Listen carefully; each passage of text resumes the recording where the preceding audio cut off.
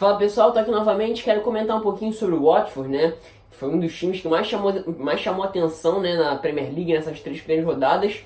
Entretanto, não positivamente, né? O que a gente viu foi o Watford virou os holofotes de forma negativa, porque o início foi bem ruim, né? Perdeu os 3 primeiros jogos, né? Fez 2 deles em casa, né? O primeiro deles talvez com um adversário de característica, né, técnica, aliás, de qualidade técnica inferior. Os 2 outros até foram adversários que teoricamente seriam do mesmo nível, que de fato seria um combate duro. Mas o primeiro jogo não foi, né? Ele levou um 3-0, uma sapatada no primeiro jogo. Chegou até a se falar de Ravi Graça saindo do comando, enfim. É um momento conturbado, mas que se a gente for avaliar, principalmente se a gente for olhar os 2 últimos jogos, né, o da segunda rodada e o último agora, da terceira rodada, tem muitas coisas boas a se retirar sim, mas pontos negativos que de fato têm que ser considerados, né? Se a gente pensa no Watford da temporada passada, que fez muito sucesso e foi uma surpresa, foi um Watford de um 4-4-2, só que na verdade com uma certa peculiaridade. Por quê? Se a gente pensa no 4-4-2, geralmente o que a gente tem por dentro? Um meio-campista, 2 homens de meio-campo por dentro, né? Um volante mais pegador e um cara mais de saída de bola, um pouco mais de qualidade à frente, um meio-campista mesmo. Os 2 homens abertos são alas de velocidade, de participação na marcação, ou que vão trabalhar por dentro, mas sempre jogadores de características de velocidade, geralmente. Ou não, mas geralmente jogadores com características de um pouco mais de meio armador para atacar a linha de fundo, ou criar jogadas pelos lados, e os 2 homens de frente. O que a gente viu do Watford na temporada passada foram o dupla de volantes, né? À frente dessa dupla de volantes, você tinham 2 meias que centralizavam e trabalhavam como meios campistas, camisas 10 por dentro. Talvez o Roberto Pereira fosse até um pouco mais de sair do lado para trabalhar por dentro, mas o Hughes é mais um jogador de meia por dentro mesmo. E os 2 atacantes, o Troy Deeney e o Deulofeu, se consolidou sendo um time reativo que conseguia rapidamente acionar os seus homens de frente para fazer jogadas rápidas de troca de passe e conseguir rapidamente definir as jogadas, né? Talvez tendo como Doucouré o principal coringa e talvez o motorzinho do time do Watford. É um cara que consegue carregar a bola do meio campo em velocidade, é um cara que consegue fazer troca de passe numa tabela pelo lado esquerdo, pelo lado direito e aparecer no meio da área para definir. Esse talvez tenha sido o ponto mais forte do Watford.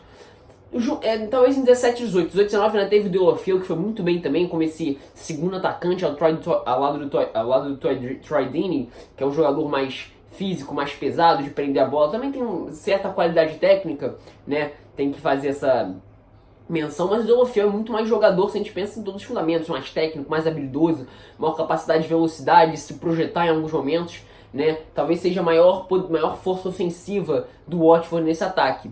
E foi assim que o time jogou na temporada passada. Rápido, muito um time reativo, rápido, que conseguia definir suas jogadas muito bem, mas que quando tinha a bola, conseguia de alguma forma trabalhar ela e conseguir alguns resultados.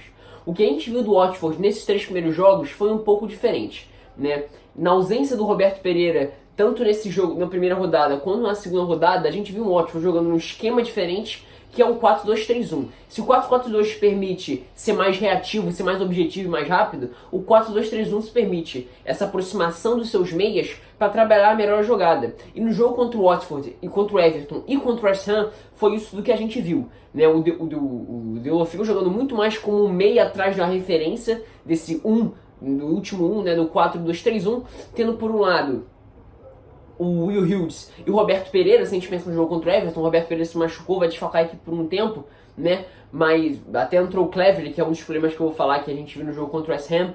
Mas esse esquema permite uma aproximação maior dos meias e naturalmente uma maior posse de bola. E tanto que a gente viu nesses 2 últimos jogos, contra o Everton e contra o West Ham, que são teoricamente equipes com qualidade técnica igual ou até superior ao Watford, foi um time que teve a bola, propôs o jogo e criou mais com a bola no chão do que os seus 2 adversários. E isso foi interessante de se ver. Tanto no jogo contra o Everton, quanto no jogo contra o West Ham, né?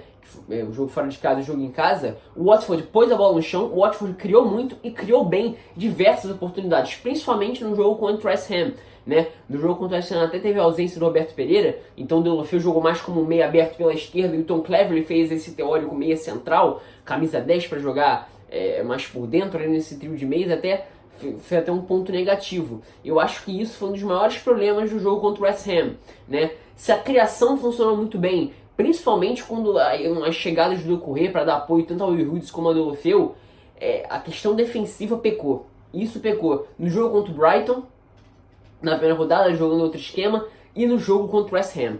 O Tom Cleverley marcando foi praticamente nulo, o que fez com que o Doucouré tivesse que subir e descer o tempo todo. Aquela faixa central que o Doucouré teve que fazer foi um absurdo. Ele teve que correr praticamente o jogo inteiro, porque ficava um buraco no meio campo do West Ham, na ausência de um homem de marcação, que teoricamente era o Cleverley, sempre ficava um homem a mais do West Ham para construir as jogadas. E o West Ham fez muito bem isso, teve méritos, né? Conseguiu, não necessariamente com jogadas de velocidade, mas com passes rápidos e troca de posições, passes muito precisos. O Felipe Anderson é um jogador de velocidade, mas o Lanzini não é teoricamente um jogador rápido, mas conseguiu armar muito bem. O Haller tem muita qualidade técnica para carregar essa bola, conduzir essa bola à frente. E o West Ham conseguiu ser mortal dessa forma e incomodou bastante. Foi um primeiro tempo muito honesto, porque foi um primeiro tempo muito parelho, principalmente pela deficiência defensiva do Watford também. Então eu tô curioso para ver como é que o Javi Gracia vai arrumar isso, porque agora não tem o Roberto Pereira.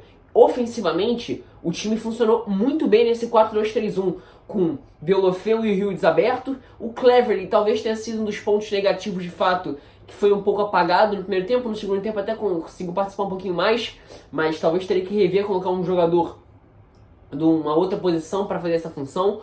E o Doucouré é simplesmente incrível, né? Ele define jogadas, a saída de bola com ele por dentro, acelerando a jogada a partir do meio campo, é muito interessante. Ele tem essa característica, define as jogadas quando pisa na área, sabe tabelar pelo lado esquerdo, sabe tabelar pelo lado direito, aparece na área para jogadas pelo alto também. É um jogador incrível, né? Ele é simplesmente incrível. Ficou muito desgastado no jogo de sábado, principalmente por conta da ausência do Cleverley no momento de marcação. Realmente, em alguns momentos, o meio campo do Watford, aquele defensivo, virou um buraco, não tinha ninguém para ocupar ali, e o West Ham se fez. Então esse foi um problema. Mas o que eu quero tirar desse vídeo aqui é não deixar os resultados ruins que de fato o Watford teve nesses 3 primeiras rodadas atrapalhar não, ofuscar o que a gente pôde ver de bom futebol do time. O jogo contra o West Ham e o jogo contra o Everton foram muito bons no quesito de criação. O Watford criou muito nesses jogos e criou bem, criando jogadas interessantes de ultrapassagem, troca de passe. O Deulofeu talvez seja o principal cara para chamar responsabilidade nessa faixa de meio campo, e o Hughes tem um passe muito qualificado. Foi ele que deu o passe pro gol do Andrew Gray, por exemplo, no jogo de sábado contra o West Ham. Uma bela jogada de projeção do Gray, o Hughes dá o passe e o Gray chuta, né, depois de receber essa bola à frente, né? Então, criando, o Watford fez muito bem isso. Então a gente não pode deixar de ofuscar essa formação desse 4-2-3-1, que pra mim, ofensivamente, funcionou muito bem mesmo. Poderia ter obtido um resultado melhor contra o West Ham. Defensivamente deixou a desejar, porque buraco no meio campo deixado pela ausência de um homem de meio campo por dentro, central, que contribuísse mais no momento defensivo, atrapalhou muito. E jogando contra um time contra o West Ham, que é um time de qualidade técnica, de boa qualidade técnica, de ótima qualidade técnica na Premier League, o time sofreu. Talvez jogar com um time mais fraco, reativo, por exemplo, um Bournemouth, mas naturalmente, tecnicamente mais fraco, o resultado não fosse ruim.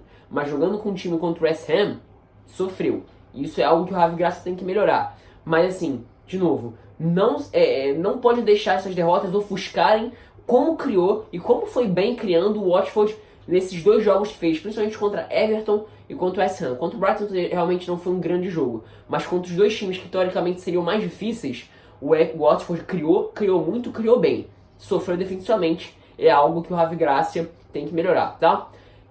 Pelo menos na minha opinião, tá, pessoal? Então é isso, espero que tenham gostado.